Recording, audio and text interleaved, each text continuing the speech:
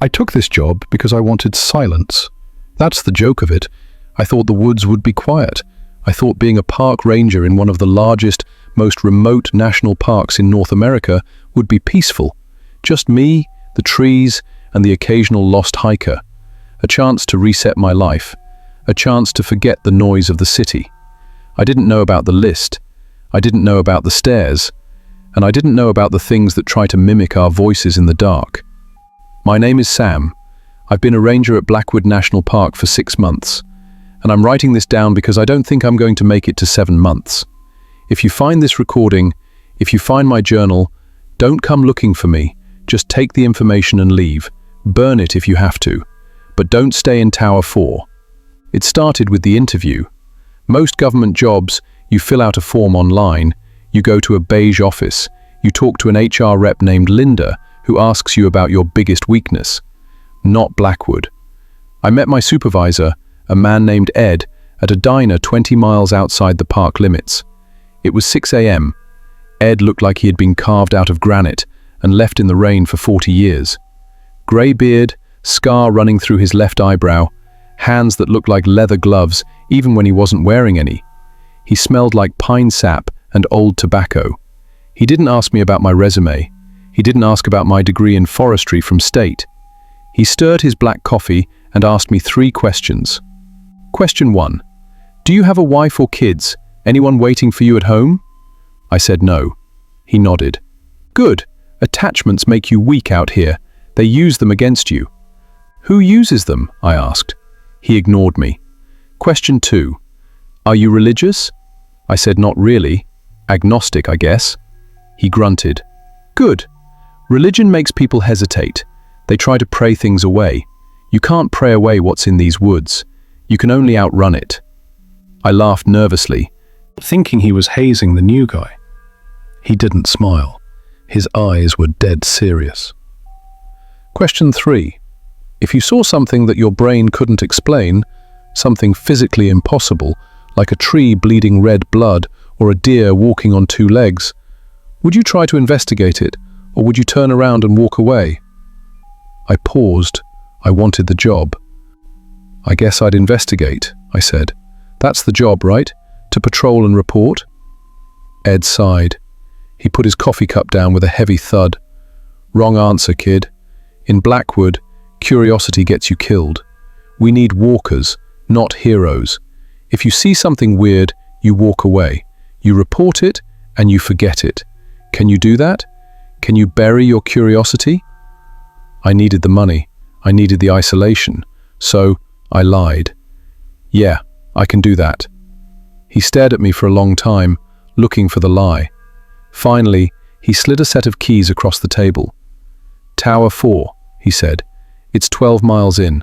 No roads. Pack heavy. And Sam, don't open the door after sunset. My station is Tower 4. It's a fire lookout tower perched on a granite peak overlooking the North Valley. It's basically a glass box on stilts, 40 feet in the air. The view is incredible. You can see the tree line stretching out forever, like a green ocean. But inside the tower, on the metal desk, there was a binder. A thick, black, 3-ring binder. On the front, in masking tape, someone had written, Operational Protocols. I opened it on my first night. I expected maps, radio codes, emergency contacts for the sheriff. And there were those things. But on page 3, there was a section titled Anomaly Survival Rules. I poured myself a whiskey and sat down to read, expecting a joke. I'm going to read them to you now. Listen carefully. Rule 1. Do not go out after sunset. Not for a smoke, not for the bathroom. If you are caught outside when the sun goes down, climb the nearest tree and do not come down until dawn. Even if you hear your supervisor calling you, especially if you hear your supervisor calling you. Rule 2. There is no such thing as a fuzzy man. If you see a figure in the distance that looks out of focus, or like static on a TV screen, do not stare at it. It senses observation. Look at your feet and walk in the opposite direction. Rule 3. You may encounter a staircase in the woods. It will look pristine. White marble, fancy carpeting, or sometimes just polished wood. It will not be attached to a house. It will just be standing there among the trees. Do not climb the stairs. Do not touch the stairs. Do not go near them. Do not ask why they are there. Rule 4. If you hear a baby crying more than 5 miles from the main road, report it to Ed immediately and lock your tower door. There are no babies in the deep woods. Rule 5. If the silence suddenly gets loud, if the birds, the wind, and the bugs all stop at the exact same second, close your eyes, count to 10. Do not open them until you hear a sound again. If you open them too soon, you will see them, and if you see them, they see you. There were 20 rules in total. I laughed. I actually sat there in the tower, drinking my whiskey, and laughed. "Nice one, Ed," I said to the empty room, trying to scare the rookie with campfire stories. I tossed the binder on the desk and went to sleep. It happened on day 3. I was on patrol, checking the trail markers on the North Ridge. It was a bright Tuesday afternoon. Sun was shining, birds were singing. I felt great. The air was crisp. I felt silly for being scared of the binder. I was walking along a ridgeline when I smelled something. Ozone. You know that smell before a thunderstorm? That sharp, metallic electric smell? It hit me out of nowhere. But there wasn't a cloud in the sky. Then, the sound stopped. It wasn't a fade out, it was a cut. 1 second, I heard the wind in the pines and the crunch of my boots on gravel. The next second, absolute zero. My ears popped. The pressure dropped. It felt like being underwater. I stopped walking. I remembered Rule 5. If the silence gets loud. I looked around. About 50 yards down the trail, standing in a patch of ferns, was a bear. At least, I thought it was a bear. It was big, brown, standing on its hind legs, but the edges of it were blurry. I rubbed my eyes. I thought maybe I was dehydrated or having a migraine. I looked again.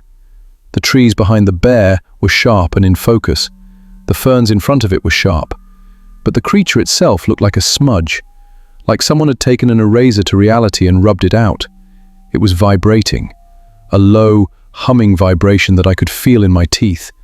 Rule 2. There is no such thing as a fuzzy man. The bear turned its head.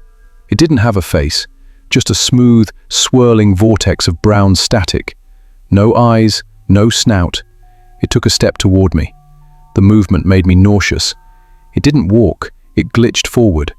1 second it was 50 yards away, the next second it was 40 yards away.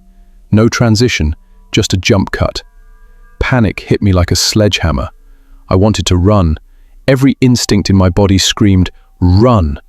But the rule echoed in my head. Look at your feet. Walk in the opposite direction. I forced my head down. I stared at my boots. Left foot, right foot, left foot. I turned around. I started walking back the way I came. I could feel the static behind me.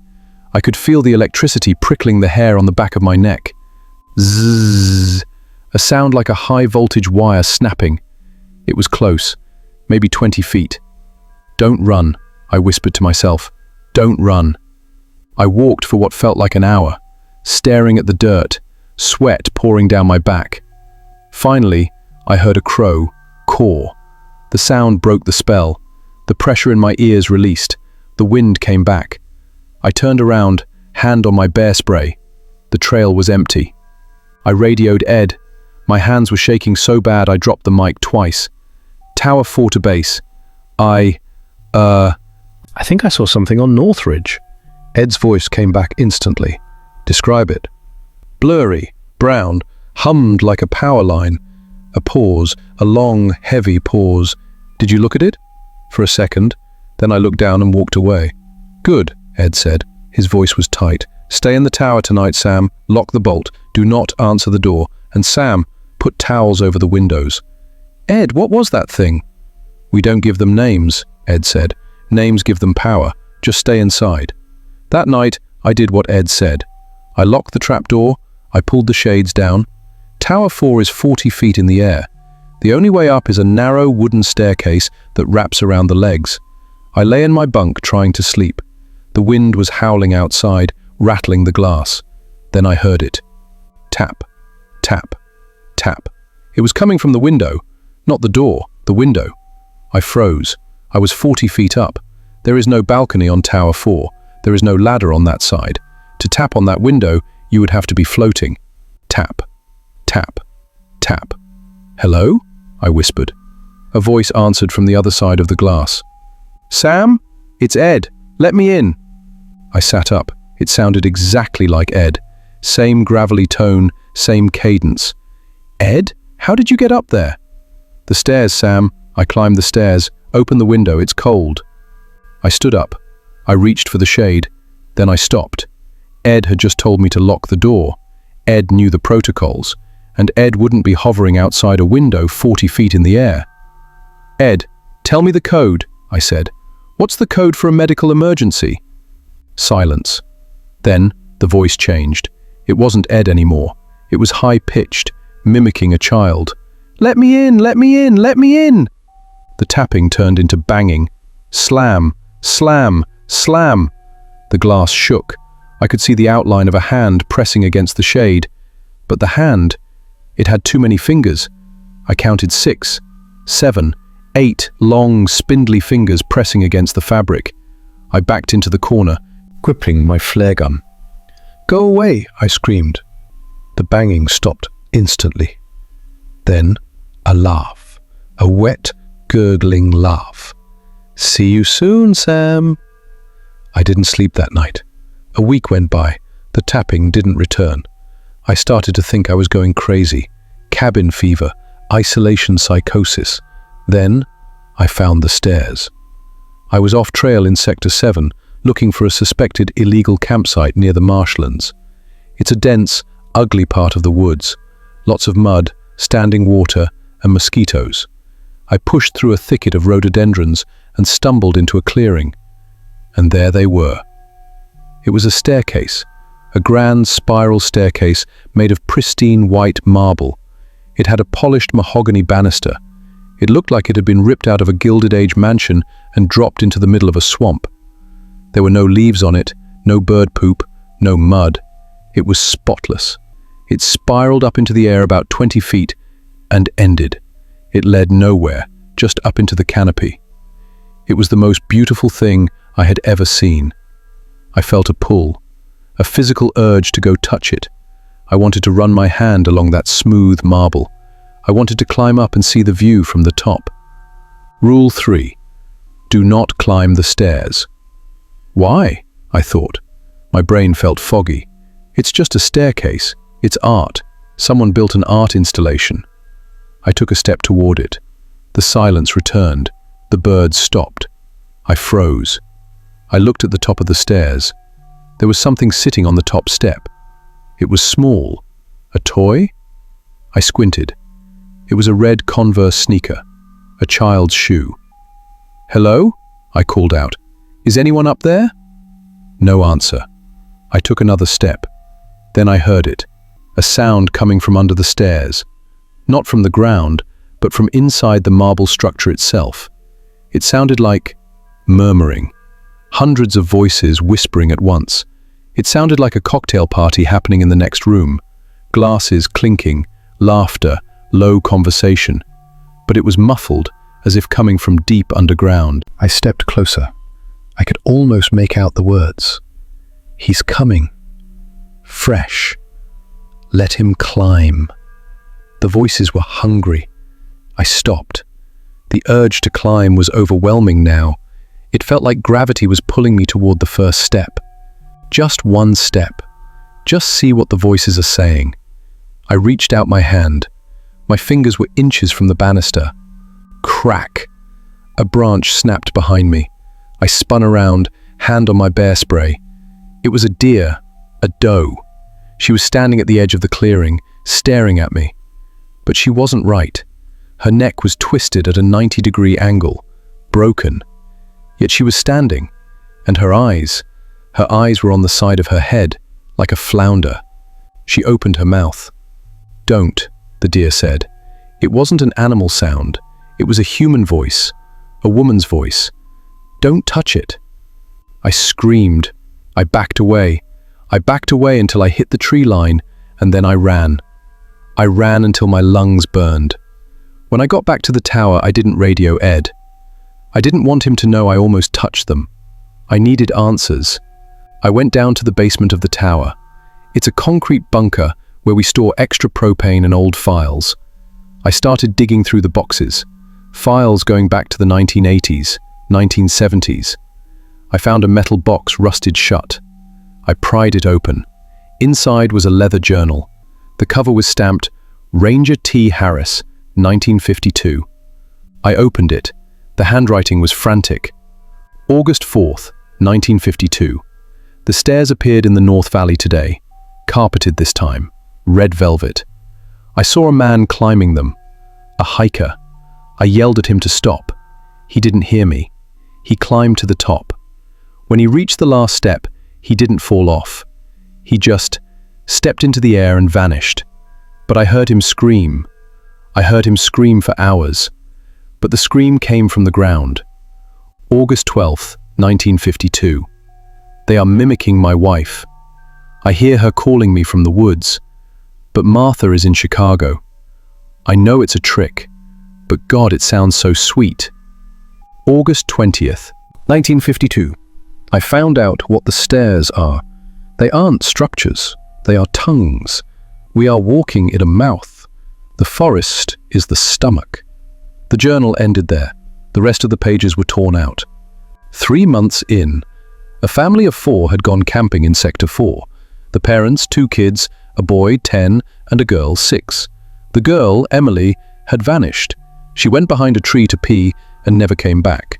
No scream, no sound, just gone. We mobilized everyone. Me, Ed, 4 other rangers, local police, dogs. We searched for 3 days. On the 4th day, I was partnered with Ed. We were checking a ravine about 5 miles from where she disappeared. "She's gone, Sam," Ed said quietly as we hiked. "We don't know that," I said. "It's been mild weather, she could survive." Ed stopped. He looked at me. "You don't get it. This isn't a normal lost kid. The dogs? They refused to track her scent past the tree line. They just sat down and whined. Dogs know." We kept walking. About an hour later, my radio crackled. "Sam, Ed, over here. I found something." It was Miller, one of the other rangers. He was down in the creek bed. We slid down the embankment. Miller was standing over a pile of clothes. It was Emily's jacket, her jeans, her shoes, even her socks. They were laid out on the ground in a perfect skeleton shape, as if she had just melted out of them. The clothes weren't ripped. The buttons were still fastened. "How is this possible?" Miller asked, pale. "How do you take your pants off without unbuttoning them? How do you take your shirt off without unzipping the jacket?" Ed knelt down. He touched the clothes. "She didn't take them off," Ed whispered. "She was extracted." "Then where is she?" Ed pointed up. We looked up. We were in a grove of aspen trees. Aspens are tall, thin, with white bark. About 40 feet up, stuck in the fork of a branch, was something. It looked like a cocoon, made of mud and sticks and hair. It was pulsing. "Oh, God," Miller puked. Ed pulled out his gun. "Sam, get the parents back to the trailhead. Tell them we found nothing yet. Just get them out of here." "Ed, what is that?" "It's a pantry," Ed said. "Get moving." I left. I heard 2 gunshots echo through the valley as I hiked out, then a screech that sounded like tearing metal. Ed never spoke about what was in the cocoon, but that night, the rulebook had a new page added to it. Rule 21. If you find clothes laid out in the shape of a person, burn them immediately. Do not look up. I should have quit after Emily, but I couldn't. The woods had their hooks in me. I went back to the old files. I found a reference to a Site B in Sector 12. I grabbed my map. Sector 12 is a no-go zone. We tell hikers it's because of unstable terrain, rock slides. I packed my bag, flashlight, extra batteries, gun, radio, knife. I waited until Ed was on his day off. I hiked into Sector 12. The terrain was brutal. Thick thorns, steep cliffs. The air smelled sour, like rotting milk. After 4 hours, I found it. It was a small wooden shack nestled against a cliff face. The wood was black with rot. There were no windows, just a heavy oak door. And just like the old journals said, it was locked from the outside. A heavy iron padlock held the latch shut. "Hello?" I called out. Silence. I stepped closer. Scratch, scratch, scratch. Something was moving inside. "Is someone in there?" A voice answered. "Sam?" My blood froze. It was my voice, not a recording. It sounded exactly like me. Same pitch, same inflection. "Sam, open the door. It's dark in here." "Who are you?" I asked, gripping my gun. "I'm Sam," the voice said. "I'm you. You got stuck in here. Don't you remember? We came here to investigate. We got locked in. Open the door, buddy. We need to get back to the tower." My brain started to spin. Was I in there? Was this a time loop? "No," I said. "I'm out here." "You're in there." "Don't be silly, Sam," the voice, my voice, laughed. "You're the echo. I'm the source. Open the door. Let's make us whole again." I reached for the padlock. Rule 5. If the silence gets loud... I stopped. I listened. There were no birds, no wind, and underneath the sound of my own voice coming through the door, I heard something else. A wet, slapping sound, like wet meat hitting the floor. Slap, slap, slap. The thing inside wasn't walking, it was slithering. "Open the door, Sam." The voice changed. It got deeper, distorted. "Open the door, open the door, open the door." The door boomed. The wood splintered. Something massive was throwing itself against the wood from the inside. I didn't open it. I ran. I heard the door splintering behind me. I heard a roar that sounded like a mix of a bear and a screaming child. I ran until I hit the river. I waded across, nearly drowning in the current. I made it back to the tower at sunset. That was 3 days ago. Since then, I haven't left the tower. They are outside. Not just one, all of them. The fuzzy man is standing at the edge of the clearing, vibrating. The stairs appeared yesterday. They are right at the base of my tower. And the voices, they are mimicking everyone I know. First, it was Ed. "Sam, open up, it's Ed. I brought supplies." Then it was my mom. "Sammy, please, I'm cold." Then it was Emily, the missing girl. "I found my clothes, mister. Can I come in?" I barricaded the door. I covered the windows, but they are getting smarter. Tonight, the radio turned on by itself. It wasn't static. It was a clear broadcast. "Tower 4, this is base. We are sending a rescue chopper. ETA 10 minutes. Pack your gear and come down to the landing zone." It sounded official. It sounded real. I almost fell for it. I started packing my bag. Then I looked out the window. There is no chopper. The sky is empty. But at the bottom of the tower stairs, there is a group of them. They are wearing ranger uniforms. They are standing perfectly still, looking up at me. But their faces are smooth, no eyes, no mouths, just blank, fleshy slates. And one of them is holding a radio. "Sam, we are at the landing zone," the radio on my desk chirped. "Come down now." I'm not going down. I have enough food for 3 days. I have my gun. I have this journal. I finally understand why Ed asked if I was religious. I'm praying now. I'm praying for the sun to come up. But looking at my watch, it's been 3 a.m. for the last 6 hours. The night isn't ending. I think I broke the rules. I investigated. I looked at the stairs. I found the cabin. And now, the park isn't letting me leave.